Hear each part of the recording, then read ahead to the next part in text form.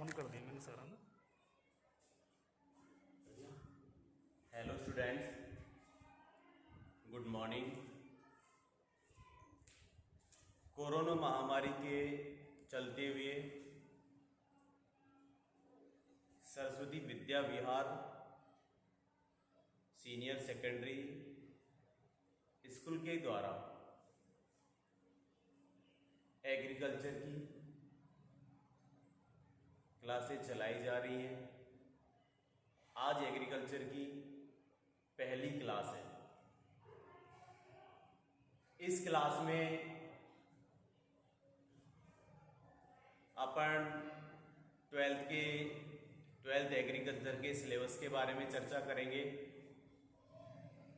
कितने नंबर का पेपर होता है, कितने नंबर की प्रायोगिक परीक्षा होती है और कितने नंबर का हमारे विद्यालय से सत्रांक जाते हैं, इन सभी के बारे में आज हम इस वीडियो में चर्चा करेंगे। और कौन सा चैप्टर कितने नंबर का है, इसके बारे में भी हम इस वीडियो में चर्चा करेंगे। सबसे पहले जो अपने सैद्धांतिक परीक्षा होगी, यानी जो वार्षिक परीक्षा होगी, वो होगी 56 नंबर की। कितने नंबर की बेटा?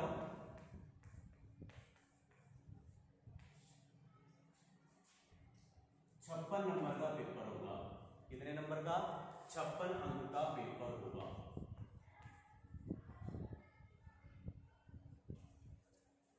और ये पेपर होगा 3 घंटे 15 मिनट, यानी 3.25 घंटे का ये पेपर अपना होगा। 30 नंबर की होगी प्रायोगिक परीक्षा।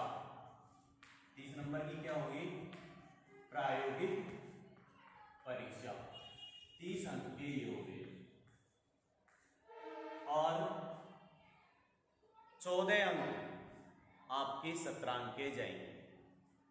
इसका जो समय होगा वो 4 घंटे होगा।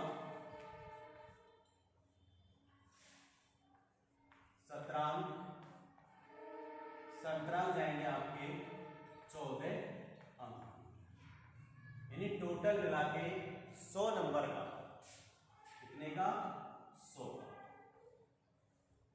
ये जो सत्रांक जाएंगे आपके first test, second test, third test, इनके आधार पर और वार्षिक हाफ ईयरली एग्जाम और आपकी पूरे साल की परफॉर्मेंस, आपका व्यवहार,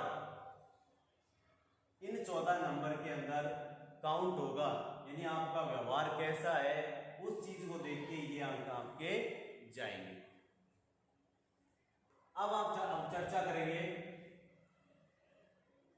कि कौन सा चैप्टर कितने नंबर का है।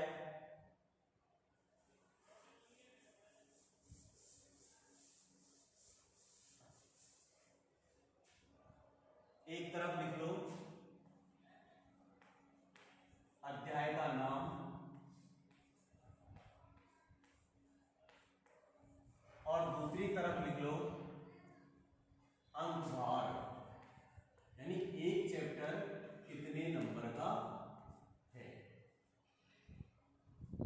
हमारे सिलेबस को 3 इकाइयों में डिवाइड किया गया है। कितनी इकाइयों में? 3 इकाइयों में। सबसे पहली इकाई है, सबसे जो पहली इकाई है, इसका जो पहला चैप्टर है, सबसे जो पहली इकाई है, इसका पहला चैप्टर है सस्य विज्ञान की परिभाषा।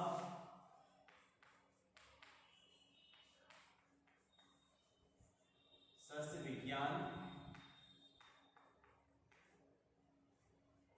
विज्ञान, मृदा एवं बीज, मृदा एवं बीज। ये जो चैप्टर है आपके 3 नंबर का चैप्टर है। कितने नंबर का चैप्टर है? 3 नंबर के चैप्टर है। अंक बार में लिख लो 3 नंबर का। फिर उसके बाद में दूसरा जो चैप्टर है वो है जैविक खेती। जैविक खेती एवं जैव उर्वरक। जैविक खेती एवं जैव उर्वरक, ये आपके 4 अंक का चैप्टर है, यानी 4 अंक के वार्षिक परीक्षा में इसके अंदर से क्वेश्चन आएंगे। तीसरा चैप्टर है सिंचाई। तीसरा चैप्टर कौन सा है? सिंचाई। तीसरा चैप्टर कौन सा है? सिंचाई। यह जो चैप्टर है वो 2 नंबर का चैप्टर है। कितने नंबर का चैप्टर है? 2 नंबर का चैप्टर है। चौथा चैप्टर है खरपतवार। कितने नंबर का चैप्टर है? ये खरपतवार वाला चैप्टर है, 3 नंबर का चैप्टर है। कितने अंकों का बेटा? 3 नंबर का चैप्टर है। फिर इसके बाद में जो 5वां चैप्टर है वो है शुष्क कृषि। शुष्क कृषि, यह चैप्टर है आपके 2 नंबर का। कितने नंबर का? 2 नंबर का। छठा चैप्टर आपके फसलोत्पादन। ये चैप्टर आपके 6 अंक का, यानी 6 अंक के इसमें से वार्षिक के अंदर क्वेश्चन आएंगे। फिर उसके बाद में 7वां चैप्टर है, यानी पहली इकाई के अंदर कितने चैप्टर है? 6 चैप्टर है। अब यहाँ पे इकाई नंबर दूसरी, इकाई नंबर दूसरी स्टार्ट होती है। इकाई नंबर दूसरी, इसके अंदर जो 7वां चैप्टर है वो है फसलों उत्पादन का महत्व।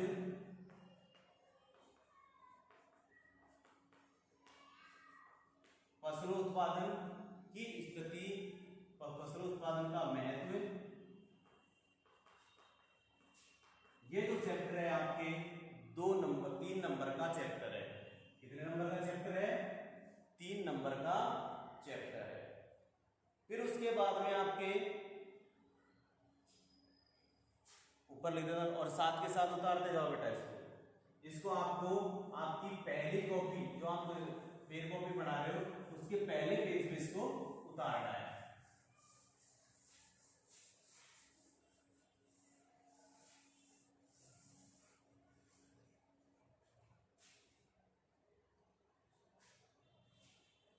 इसके बाद में है 8वां चैप्टर। 8वां जो चैप्टर है ये आपके है फलोद्यान प्रबंधन। कौन सा है? फलोद्यान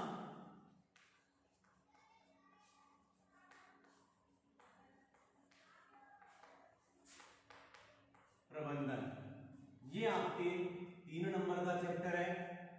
फिर उसके बाद में जो 9वां चैप्टर है वो है आपके फलोत्पादन।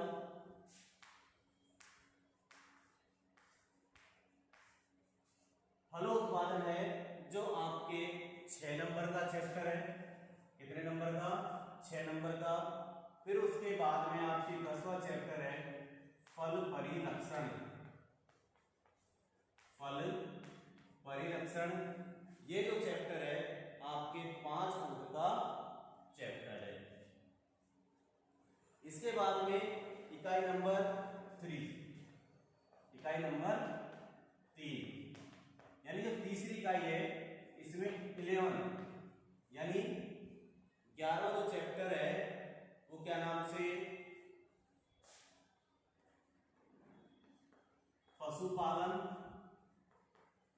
एवं दुग्ध विज्ञान। पशुपालन एवं दुग्ध विज्ञान, ये जो टोटल इकाई है आपके कितने नंबर की है?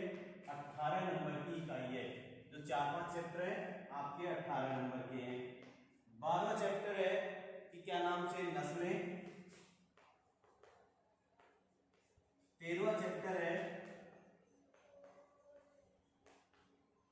पशु रोग और चौथा चैप्टर है दुग्ध विज्ञान।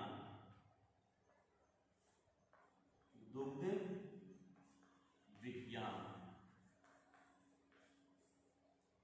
टोटल मिला के आपके 15 चैप्टर है। कितने चैप्टर हैं? 15 चैप्टर है, यानी टोटल मिला के तुम्हारे 56 अंक की वार्षिक एग्जाम होगी। आज हमने सिलेबस के बारे में चर्चा की है और थोड़ा सा अपन पहले चैप्टर के बारे में भी पढ़ लेते हैं कि पहले चैप्टर में क्या है और क्या नहीं है। पहले चैप्टर का नाम है सस्य विज्ञान, मृदा एवं बीज।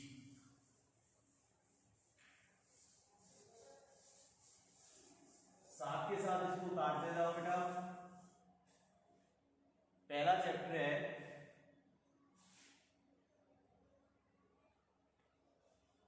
अध्याय नंबर 1। अध्याय 1 पाठ का नाम है सस्य विज्ञान, मृदा एवं बीज। मृदा एवं बीज, ये हमारे पहले चैप्टर का नाम। ये चैप्टर मैंने बताया था 3 अंक का चैप्टर है। कितने अंक का? 3 अंक का चैप्टर है। सबसे पहले अपन सस्य विज्ञान के बारे में पढ़ेंगे कि सस्य विज्ञान क्या होता है। सस्य विज्ञान को अंग्रेजी में एग्रोनॉमी बोलते हैं। इधर डाल लो एग्रोनॉमी,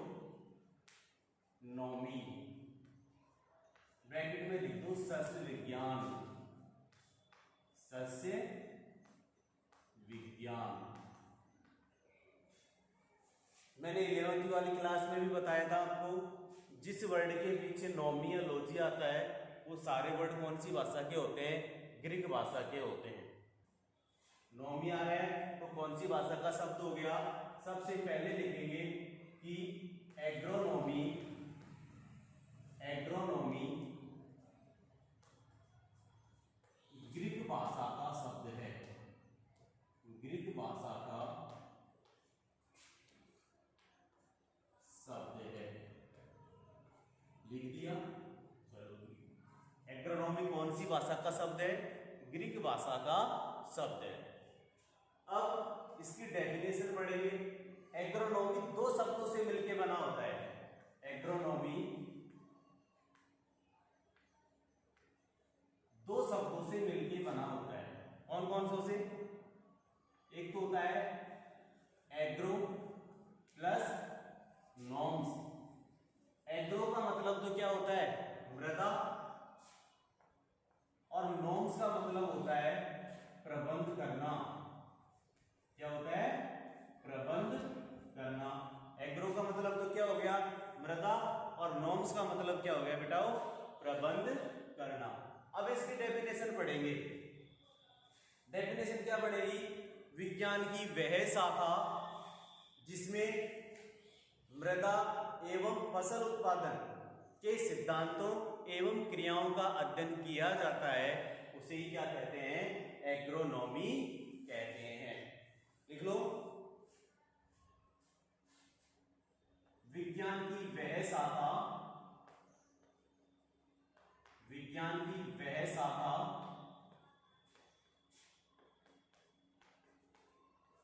जिसमें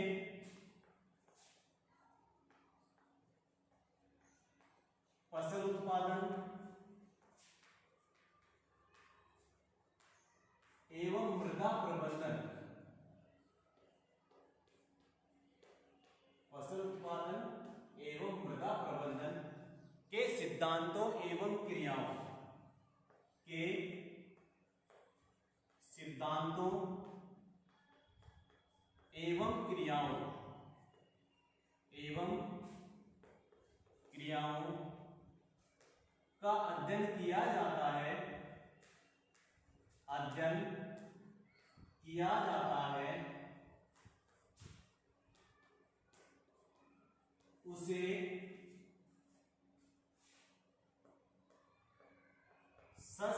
विज्ञान कहते हैं, उसे सस्य विज्ञान कहते हैं। आ गया यहां तक समझ? दोबारा समझ लो। पहला चैप्टर अपना सस्य विज्ञान मृदा एवं बीज है और 3 अंक का चैप्टर है। सबसे पहले अपन सस्य विज्ञान को अंग्रेजी में क्या बोलते हैं? एग्रोनॉमी बोलते हैं। एग्रोनॉमी कौन सी भाषा का शब्द हो गया? ग्रीक भाषा का शब्द हो गया। एग्रोनॉमी 2 शब्दों से मिलकर बना है, एग्रो प्लस नॉम्स। एग्रो का मतलब होता है मृदा, नॉम्स का मतलब होता है प्रबंध करना। अब इसकी डेफिनेशन ये बनेगी कि विज्ञान की वह शाखा जिसमें फसल उत्पादन, मृदा प्रबंधन के सिद्धांतों एवं क्रियाओं का अध्ययन किया जाता है, उसे क्या कहते हैं? सस्य विज्ञान कहते हैं। अब इसके बाद में पढ़ेंगे अपन अगला टॉपिक, मृदा उर्वरता एवं उत्पादकता।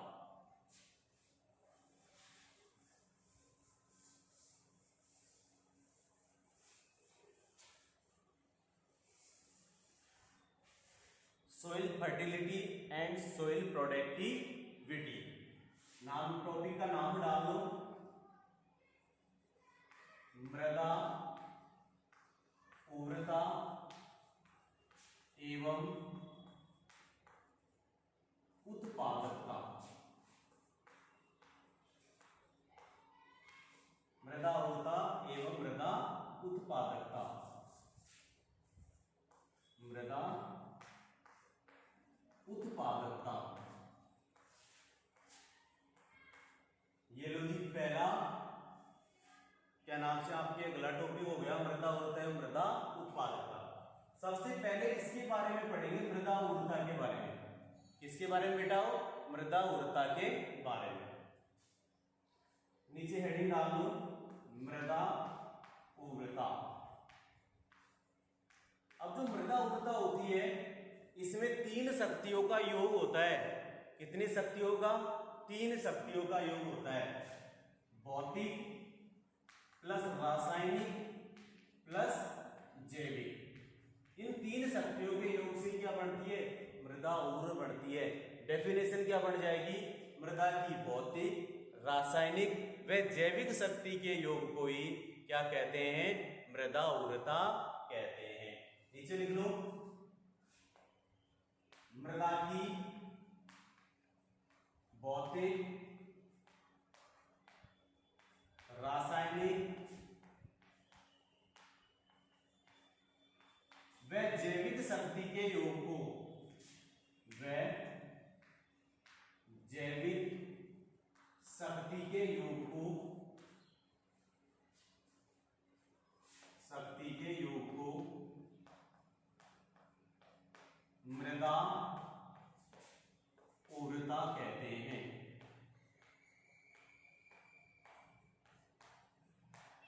ये लो जी, आगे डेफिनेशन समझ।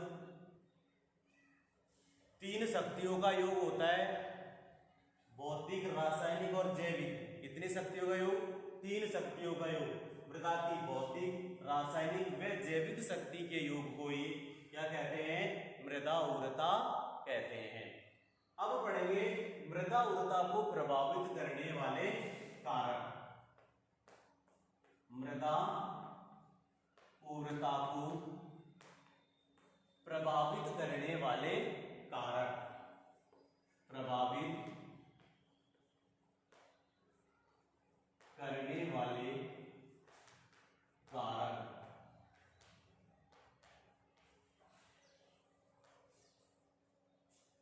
मृदा उर्वरता को प्रभावित करने वाले कारक। 2 कारक होते हैं मृदा उर्वरता को 2 प्रकार से प्रभावित होती है, एक तो प्राकृतिक तौर से, कृत्रिम तौर से। पहला कारक लिख लो आप, ऊपर लिखता हूं बेटा,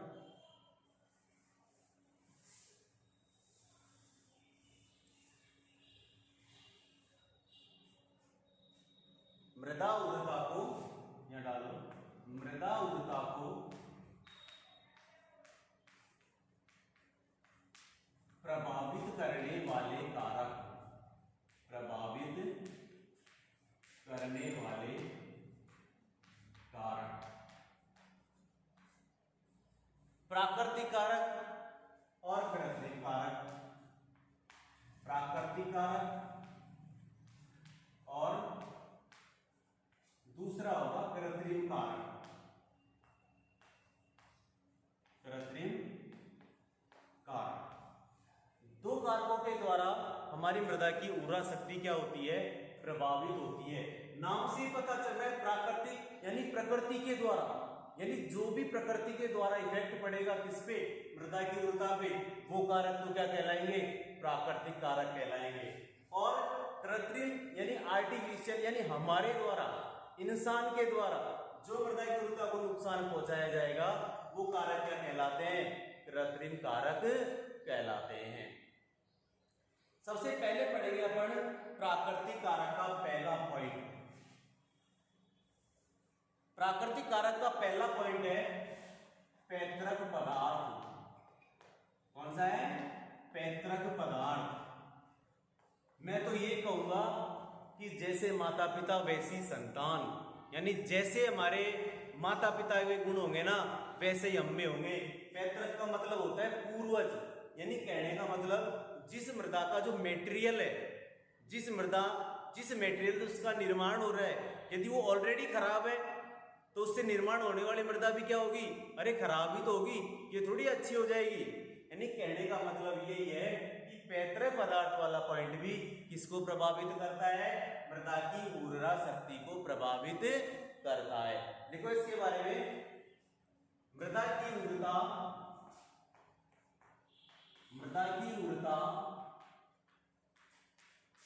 पैतृक पदार्थ पर निर्भर करती है। पैतृक पदार्थ पर निर्भर करती है। पैतृक पदार्थ पर निर्भर करती है। यदि पैतृक पदार्थ में पोषक तत्वों की मात्रा अधिक है, यदि पैतृक पदार्थ में पोषक तत्वों की मात्रा अधिक है, पोषक तत्वों की मात्रा अधिक है, तो निर्मित मृदा भी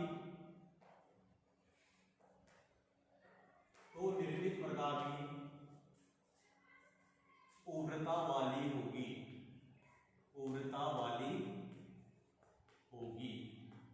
अब उदाहरण बताऊं, जैसे आगन्य और अवसादी चट्टानों के अपक्षय से इसका निर्माण होता है। आगन्य यानी आगन्य चट्टानों और बालू पत्थर के अपक्षय, जैसे अम्लीय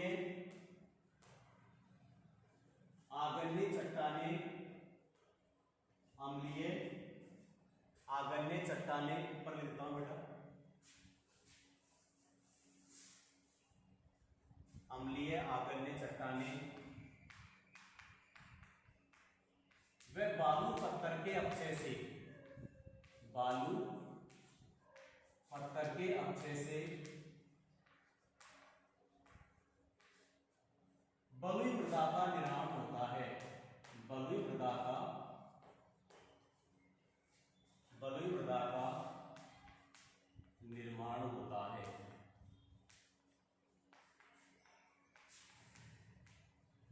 यानी जो अम्लीय आगन्य चट्टान है और बालू पत्थर है, अरे इनमें ऑलरेडी क्वालिटी क्या है, कम है, गुण कम है, तो इनसे जो निर्मित मृदा कौन सी हुई, बलुई मृदा। और बलुई मृदा में क्या होता है, जीवांश पदार्थ की मात्रा कम पाई जाती है।